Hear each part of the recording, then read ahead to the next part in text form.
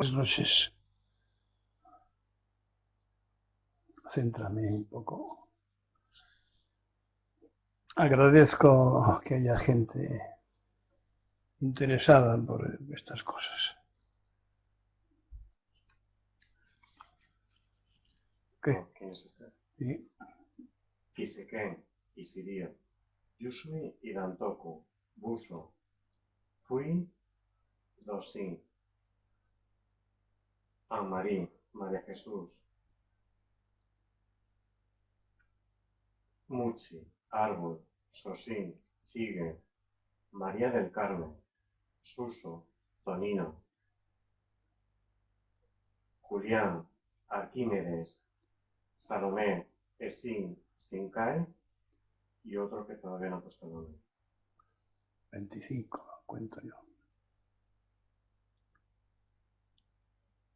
Julián, Salomé, Árbol, María Jesús, Tonino, Buso, Sosin, Esin, Sinkai, Kiseken, Yusui Dantoku, Sigue y María del Carmen, Gaso.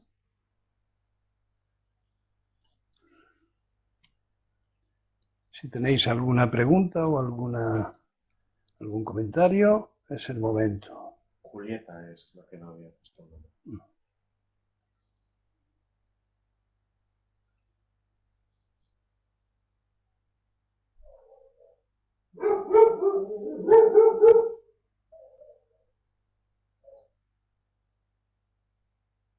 Bueno, pues empezamos entonces.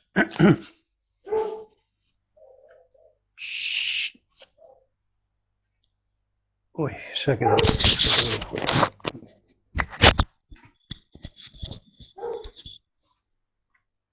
Ahora vengo.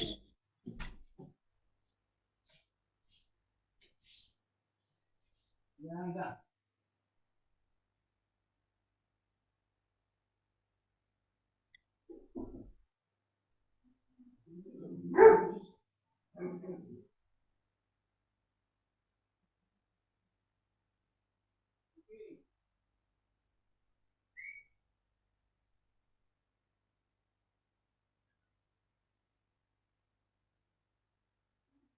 ¿Dónde vas?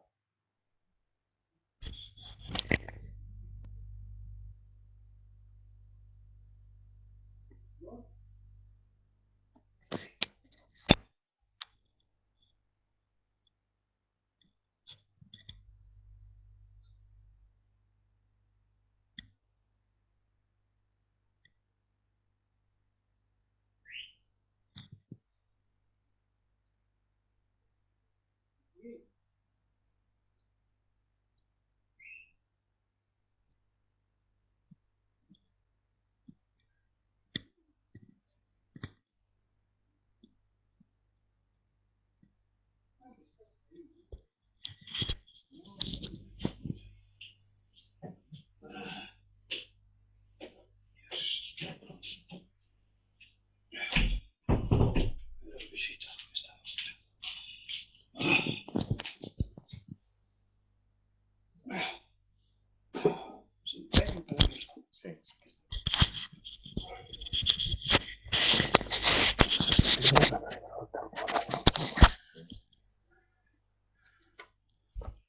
Lisa y Gen.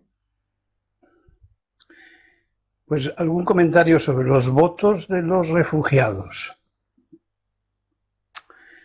Pueden olvidarse de sí mismos, pero no de sus votos. Buda, Dharma, Sangha. Decimos para ser guiados hacia una vida perfecta, entre comillas, voy a la Sangha. Podamos vivir con armonía, más allá de los apegos egoístas. Pero para eso hay que atender la práctica. Hay que asistir a las charlas, hay que leer y hay que practicar en la vida cotidiana, llevar el zazen a cada acción. Repito una vez más, el zen es algo pasa, ¿no? Que es de las tormentas. Okay. No sé. Decía que el que busca al Buda suele ser intransigente poco dado a los intercambios, pactos, diplomacias, adaptaciones y demás pasteleos. La intolerancia hacia el mundo y su propio ego son características que algunos llaman antivalores, no tienen nada que ver con eso, que aumentan la inadaptación, es decir, el que busca a Buda es un inadaptado al mundo y a su propio ego. No está conforme, está inquieto. El sufrimiento aboca al despertar. Esa insatisfacción aboca al despertar. Es por lo que no se puede decir que no sean otra cosa que idealistas frustrados en principio. Otro día hablaré de otros perfiles relacionados con el hastío, el exceso de poder. Pero lo común es la inadaptación, la insatisfacción. ¿Alguna cosa?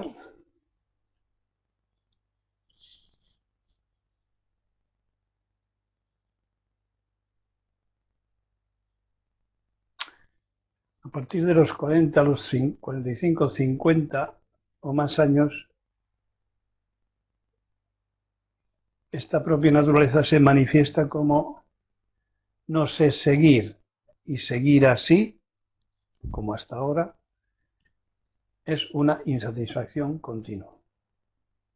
Pero no sé seguir, tengo que buscar un camino que me enseñe a seguir. Ningún comentario. Bueno, sobre el significado. Una cosa es comprender intelectualmente. La mayoría de estos comentarios son respuestas a emails que me enviáis con dudas, con preguntas, etc. Así que una cosa es comprender intelectualmente la ausencia de todo significado, otra cosa es aceptarlo y otra radicalmente distinta es realizarlo. Así que comprenderlo, aceptarlo o realizarlo son enfoques distintos de mayor o menor permeabilidad. Y esa realización, como siempre, ocurre en momentos concretos de la práctica, momentos cotidianos, rutinarios, ordinarios, que nadie se crea que hay que hacer grandes cosas. Observemos que en cualquier acción y solo en la acción, en la pura acción, no aparecen significados. Y por el contrario, desaparecen las apreciaciones y discursos mentales. Caigamos en la cuenta de eso. En plena acción no hay pensamiento.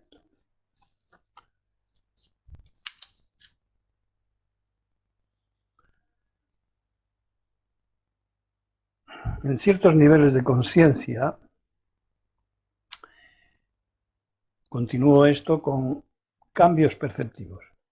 En ciertos niveles de conciencia, la capacidad de aprendizaje puede multiplicarse. Se dice que cuando se pierde un sentido, los demás se multiplican, según investigaciones recientes, hasta 200 veces.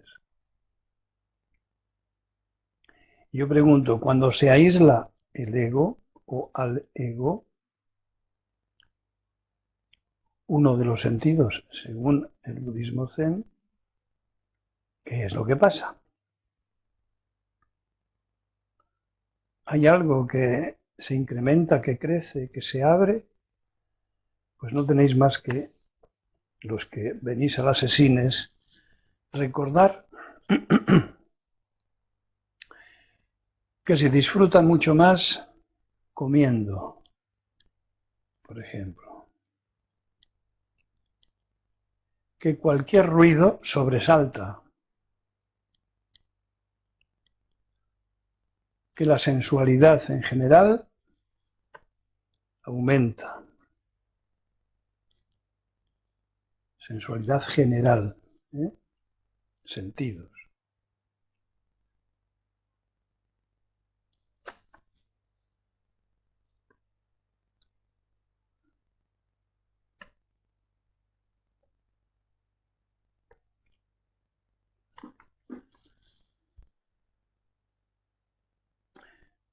Y aumenta también la energía general en los siguientes días, siendo frecuente que se canalice a través del sexo. Está muy bien en ciertos... ¿Se fue otra vez? En ciertos momentos, pero alguna vez hay que, no diré yo reprimirlo, sino no especializarse en el uso de por ese canal de la energía. Y observemos qué es lo que ocurre si la energía generada en las sesines se mantiene. ¿Qué es lo que pasa? Así que cuando nos fumamos un porro, pues tenemos el mismo aumento de las sensaciones, de las sensibilidades, la comida, etc. Y tiene una explicación neurobiológica.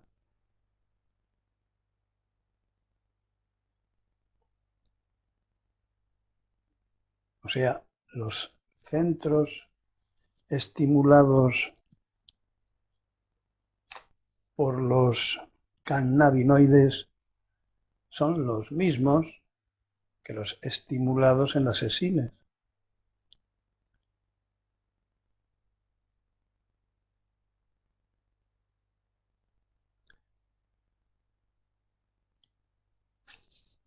¿Alguna cosa?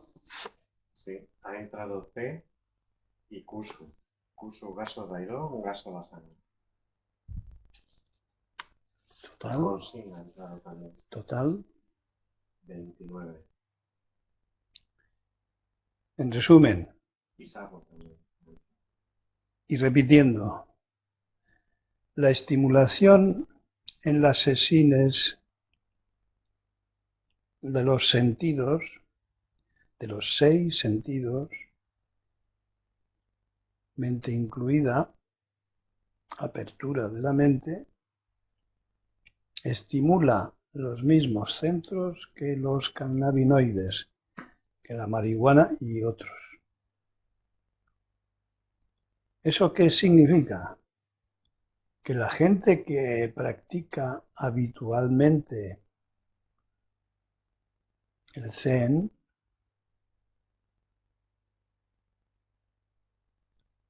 tiene aumentado el nivel de estimulación de los centros de placer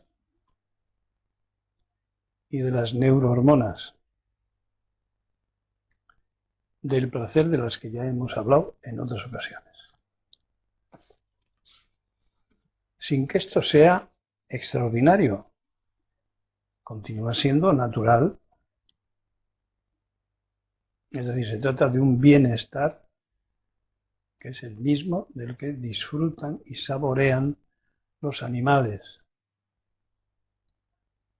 que a menos que estén enfermos, se encuentran bien, se encuentran a gusto, diríamos.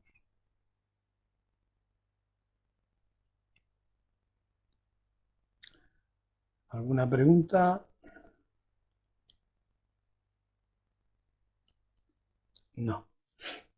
Bueno, la mirada interna. Entendemos por esto la atención concentrada hacia el interior, siendo el interior el cuidado por la disponibilidad, la precisión, la continuidad en la acción ajustada al camino, sin distracciones.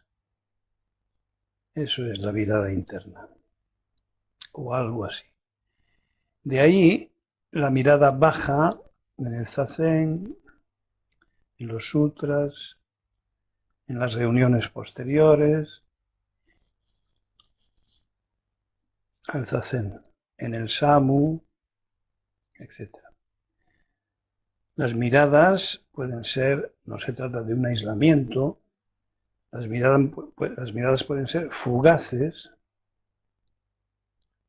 de movimientos de los ojos, pero no de fisgoneo con toda la cabezona o todo el cuerpo.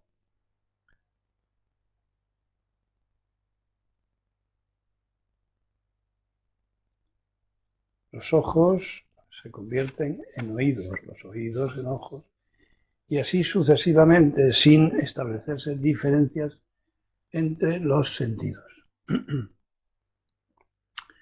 Con la experiencia, la mirada interna se unifica con el maestro interior,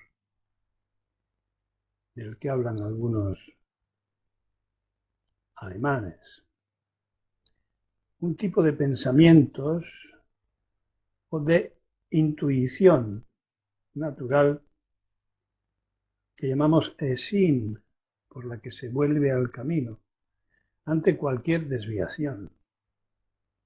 Es una etapa en la que el pensamiento automático y otras modalidades innecesarias en muchos momentos se entregan liberados a la percepción directa de la realidad, es decir, a ver las cosas tal y como son, en su talidad, en su realidad. Cosa tampoco extraordinaria ni sobrenatural.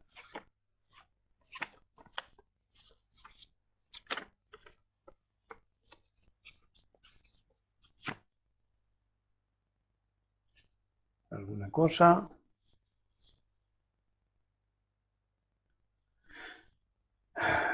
Sabo gas.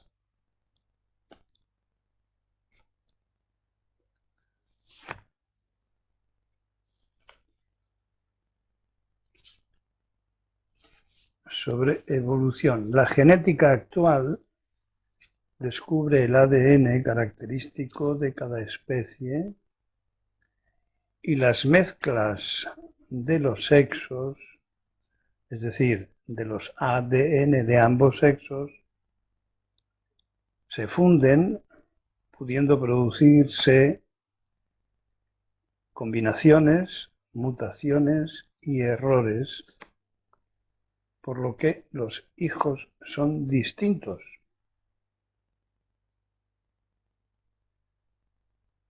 Esto, que se va descubriendo recientemente, confirma, refuerza las teorías de Darwin. De manera que los asuntos de fe religiosa, las creencias, no son discutibles por absurdas que resulten a la racionalidad, al empirismo de lo real. Empirismo es el abordaje por los sentidos, el abordaje que hace la investigación científica, que no se basa en creencias. Este proceso de la evolución en Estados Unidos, tal y como lo entendía Darwin, ahora reforzada cada vez más, consiste en la selección y la herencia de las especies mejor dotadas para la supervivencia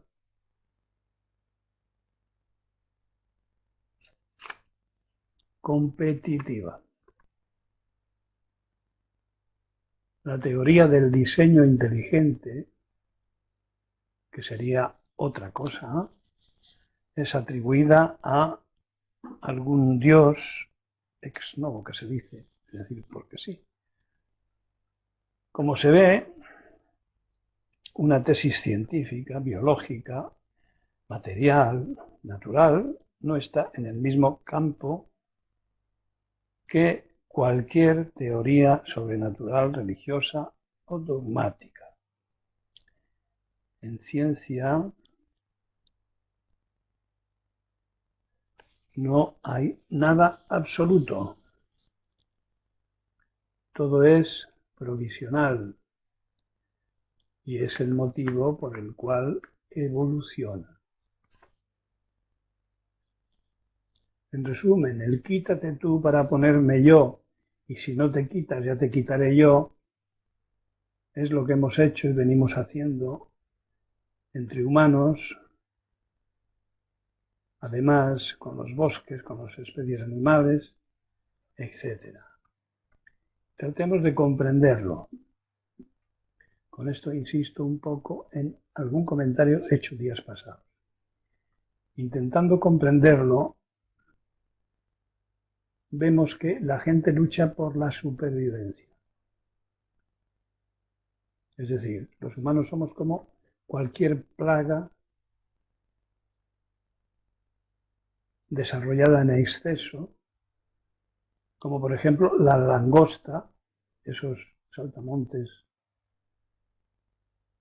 que arrasan con todo lo verde, los ratones, los lemmings en el norte, los conejos en Australia, etc.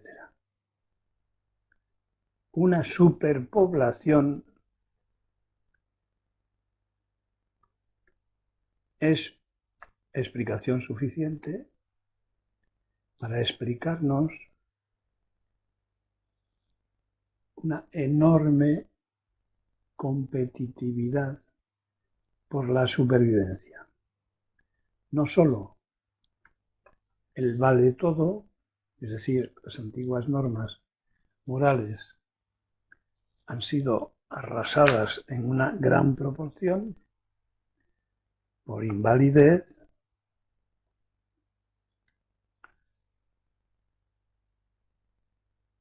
y los humanos con mucha habilidad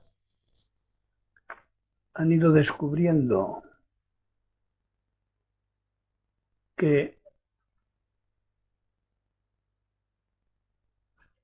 somos sensibles a la posesión de objetos inútiles con los cuales también podemos competir en comodidad, en superioridad de cualquier tipo.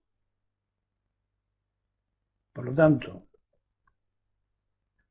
en la época, pues desde hará 300 o 400 o 500 años, en la que el comercio se afianza,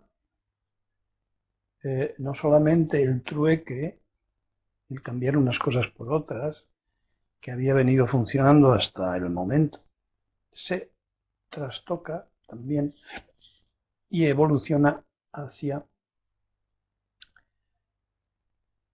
la compraventa, es decir, se inventan nuevos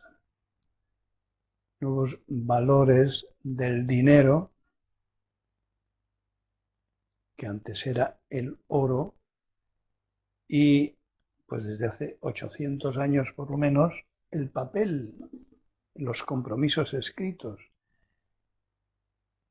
los pagarés atribuidos precisamente a los templarios,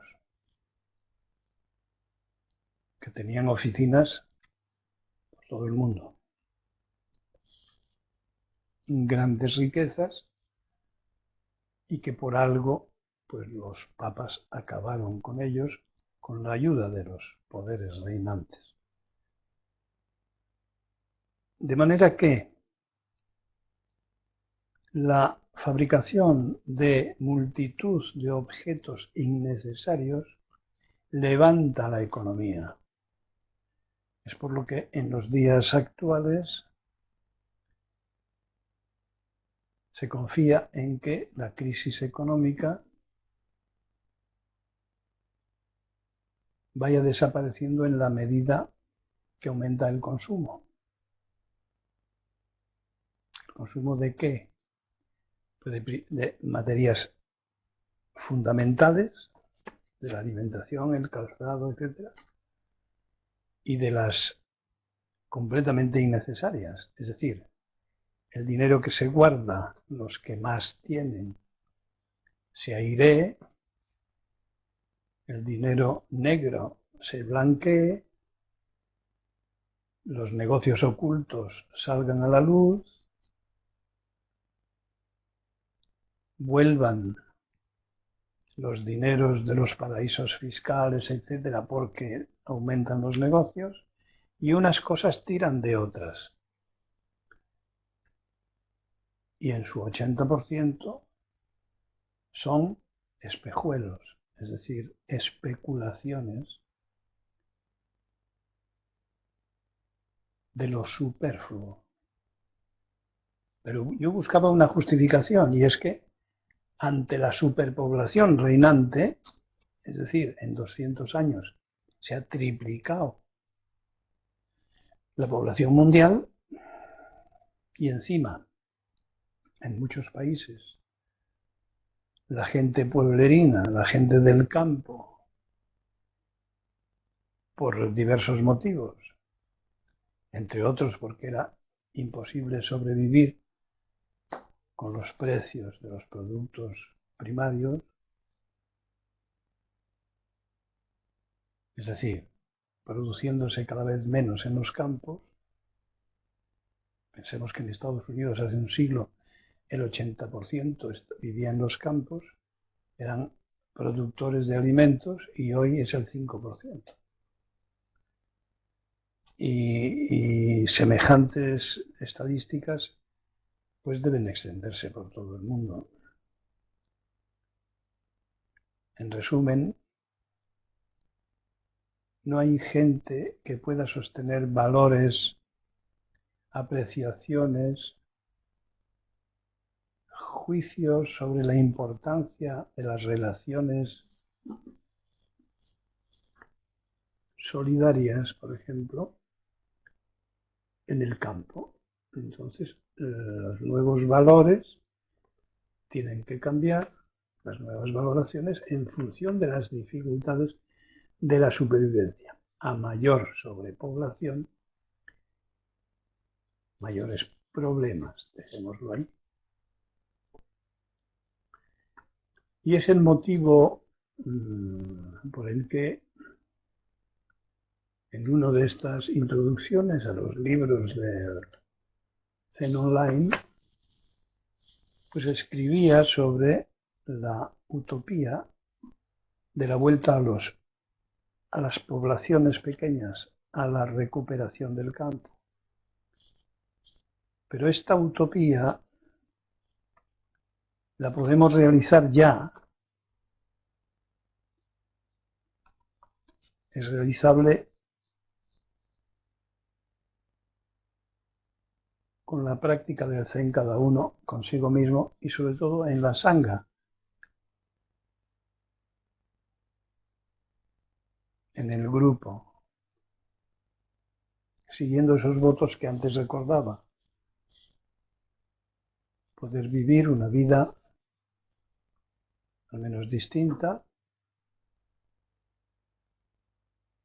una buena manera de vivir, una equilibrada manera de vivir, en armonía.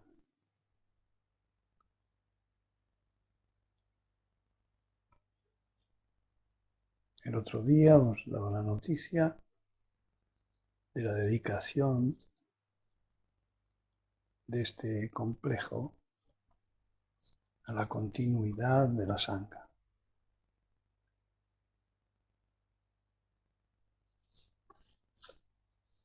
Vuelvo a recordar el motivo de estas palabras.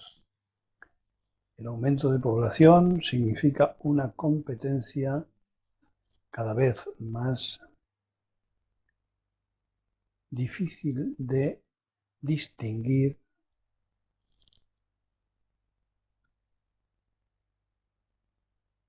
en cuestión de valores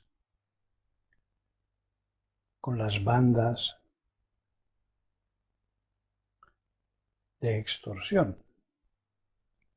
Cada vez se parecen más, sobre esto se ha escrito mucho, los métodos que utilizan los gobiernos y los que utilizan estas bandas.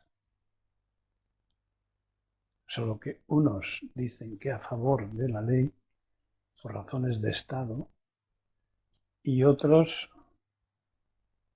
por sus propios egoísmos. Pero no sabemos distinguir muy bien unos egoísmos de otros.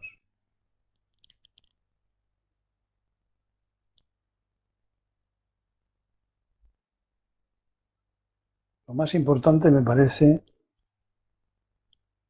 afirmarnos en la práctica como manera de vivir sin tener que esperar a los cambios ambientales.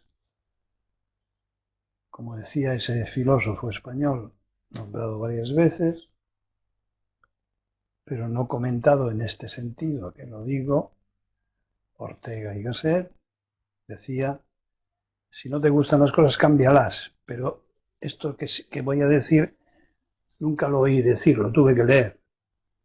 Y si no puedes, cámbiate tú. En fin, un respeto un homenaje a su memoria, al menos en el momento en que hizo esa frase. Que nadie se ha encargado de ilustrar, de continuar, que yo conozca, diciendo, y el medio para el cambio es tal o cual o cual o cual. El que nosotros proponemos es el budismo zen. Qué largo ha sido esto. Así que, aspecto comprensivo y solución, propuesta y solución.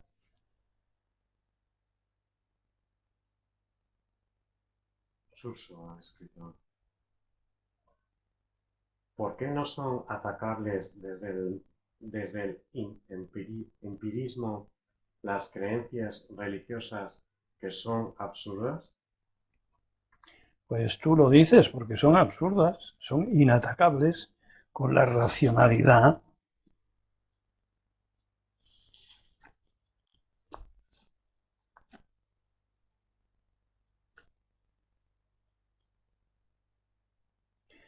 Esa es la famosa discusión, absurda discusión, sobre el sexo de los ángeles. ¿Eh? Vamos a discutir de eso. ¿O quién va a discutir sobre eso? Absurdo. No hay por dónde cogerlo. ¿Algo más?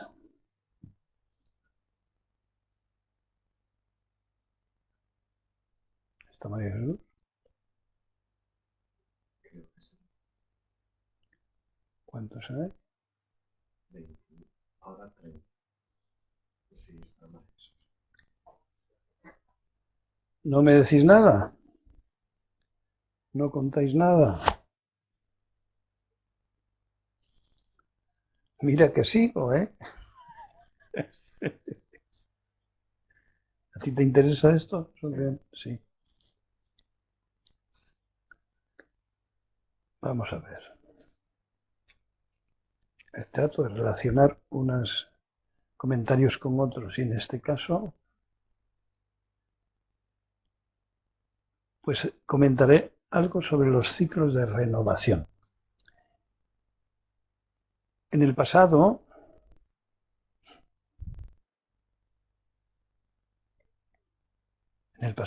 reciente, quiero decir, hace unos días, comentaba algo sobre las consecuencias de la superpoblación que acabo de recomentar del mundo humano y las necesidades de supervivencia como el resultado, bla, bla, bla, bla, bla, bla, bla, bla, bla.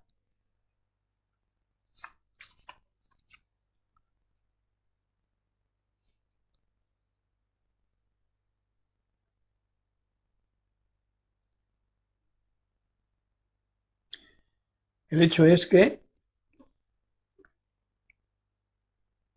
los riesgos laborales han disminuido en comparación con hace 300 años. La medicina ha progresado, es decir, el tiempo de supervivencia aumenta desde los 40, 50 años, que se consideraba ya ancianidad, ¿no?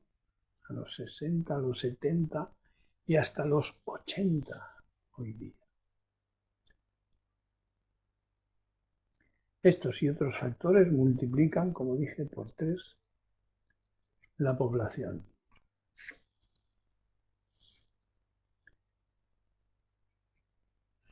Pero resulta que entre los animales y los vegetales ocurre algo semejante.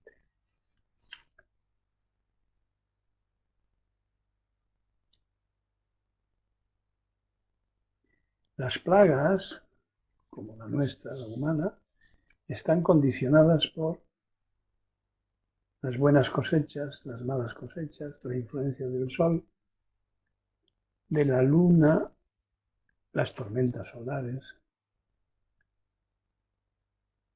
el frío, el calor.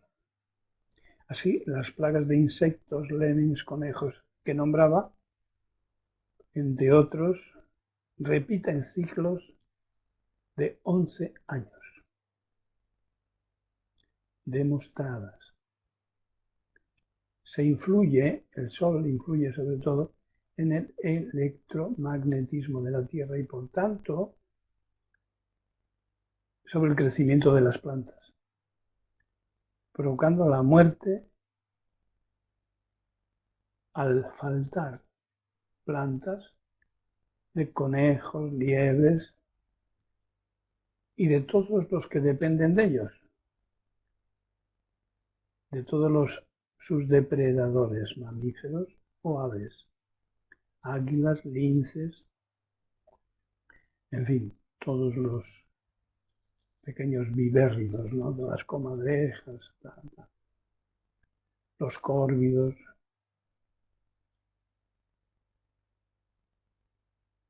Y en estas condiciones de debilitamiento es cuando se establecen las enfermedades, los fuegos, la caza, los venenos, que vienen a multiplicar la destrucción del medio, de las cadenas ecológicas.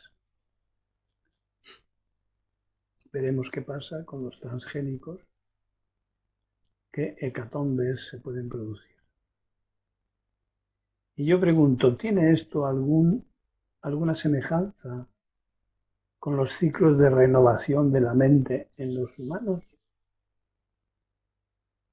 Es decir, vemos los ciclos de destrucción y renacimiento, reorganización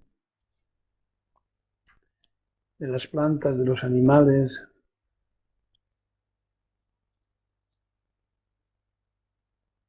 Y como tales ciclos podemos suponer que la mente, que el cuerpo desde luego sí, pues sabemos que sí, pero que la mente tenga ciclos semejantes. Cuando somos atacados por varios factores a la vez, las crisis provocadas abren la puerta al crecimiento del espíritu. Cuando las bases de la seguridad anterior se tambalean o se derrumban, se abre la puerta a los cambios. ¿Por qué afirmar esto?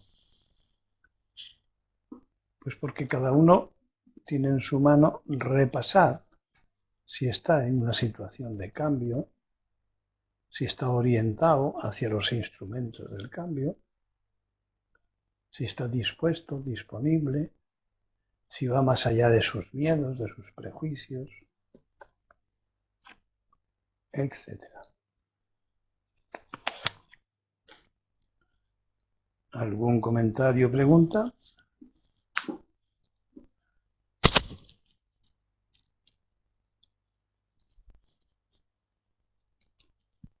Como veis, trato de establecer una mirada general al mundo, de manera que esa inadaptación que nos caracteriza a los practicantes del budismo zen la adquieran más personas y la sepan interpretar como algo que no es temible, rechazar al mundo como agrupación de egos y rechazar el propio ego.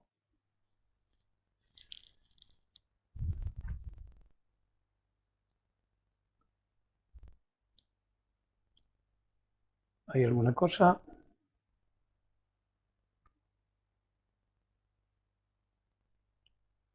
Es decir, abrir la percepción mental y animar a la práctica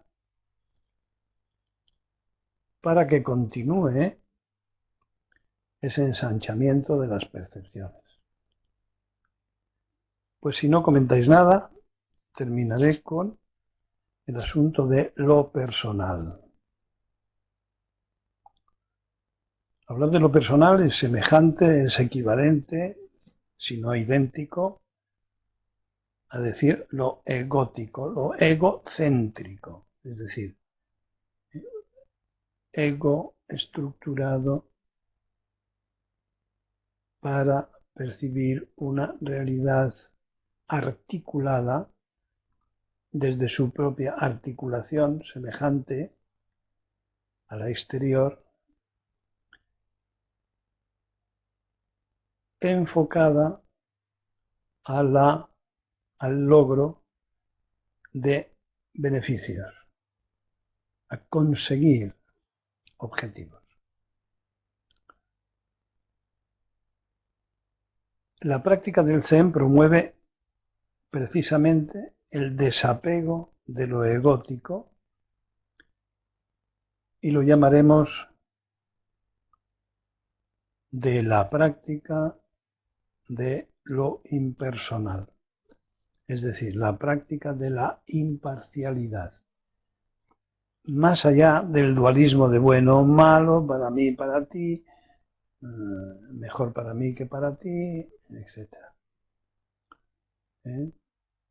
Con lo que funciona nuestro cerebro superficial. Ya sabéis, dualismo, los opuestos, conflicto, oposición, lucha. Es decir,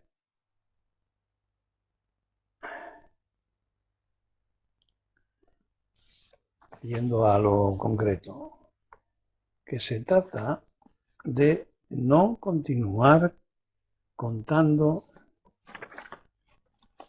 a los amigos nuestros problemas,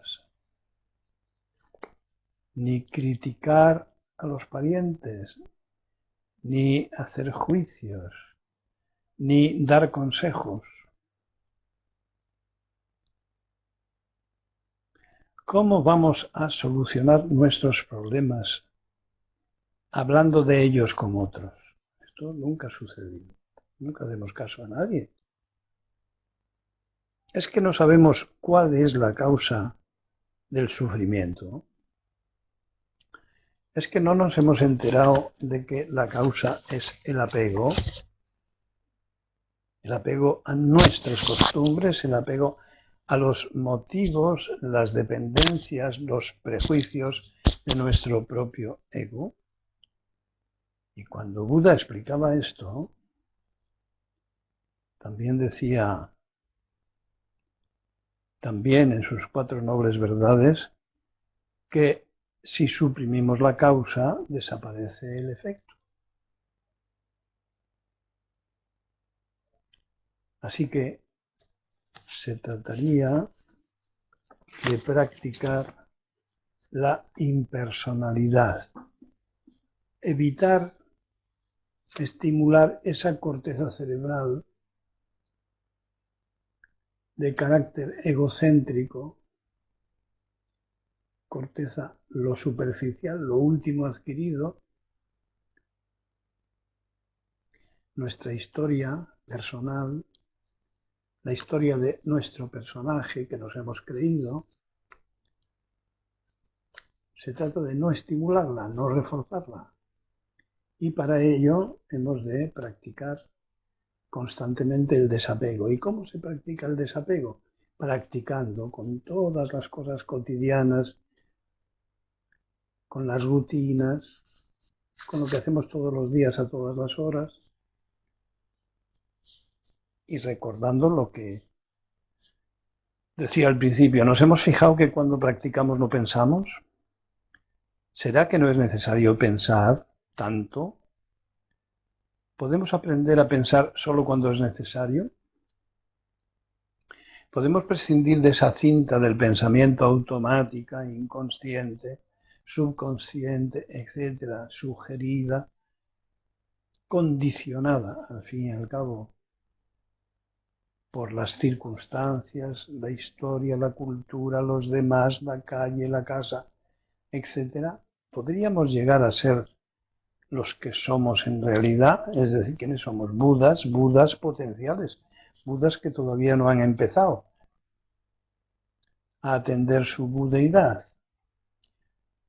Y eso lo llamamos nuestra propia naturaleza. Podemos llegar o podemos ir poco a poco prescindiendo de la condición humana. No digo olvidándola y convertirnos en ladrillos o en zombis o en estúpidos, engañables. No. Digo convertirnos en los controladores de estos sistemas, en vez de ser controlados por ellos, nada más. Así que la práctica de la impersonalidad.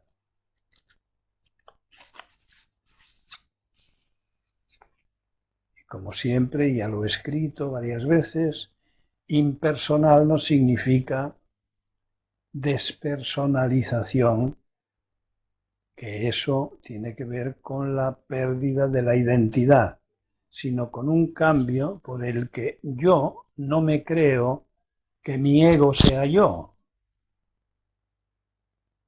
Yo no soy mi ego, yo soy otra cosa. ¿Lo puedo descubrir?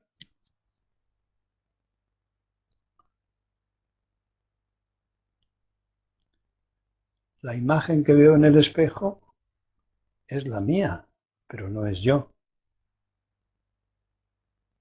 Pues con el ego ocurre lo mismo.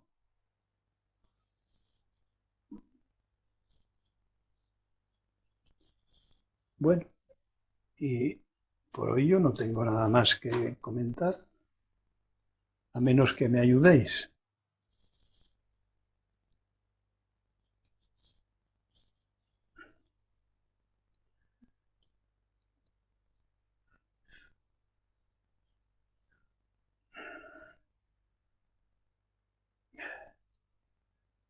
¿Queréis comentar algo de vuestra vida diaria, cotidiana, algún descubrimiento, un momento de lucidez que no me habéis comunicado, que no habéis escrito, que no...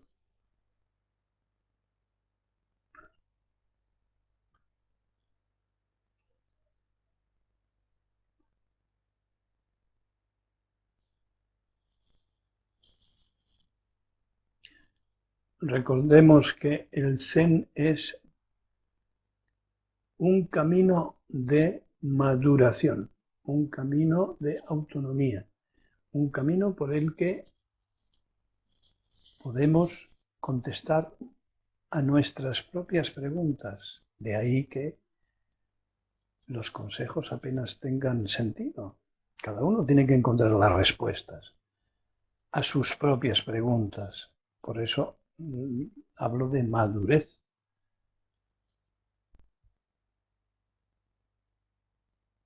De independencia, de autonomía.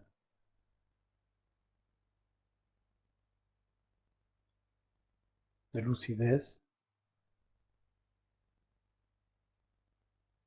¿De qué sirve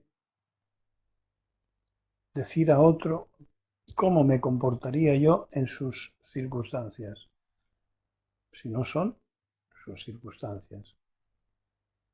Si tú no eres él, si no sabes qué hay en su mente, no sabes lo que hay en la tuya,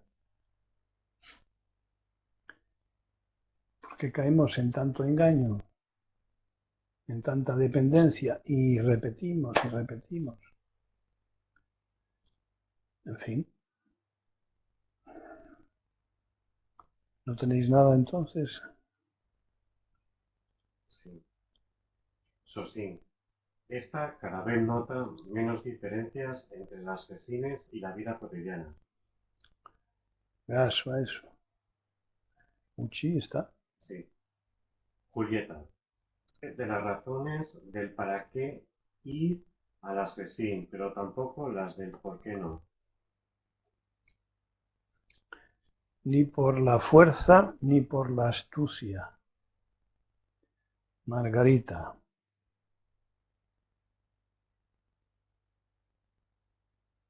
No, ese es el camino.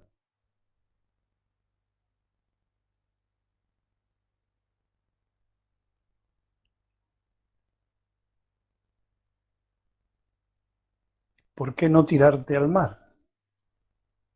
No tienes razones para tirarte, pero tampoco las tienes para no tirarte.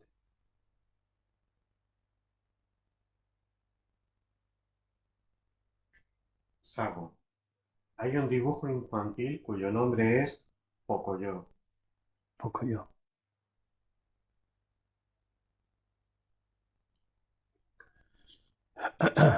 Y la Irene no está, ¿no? No.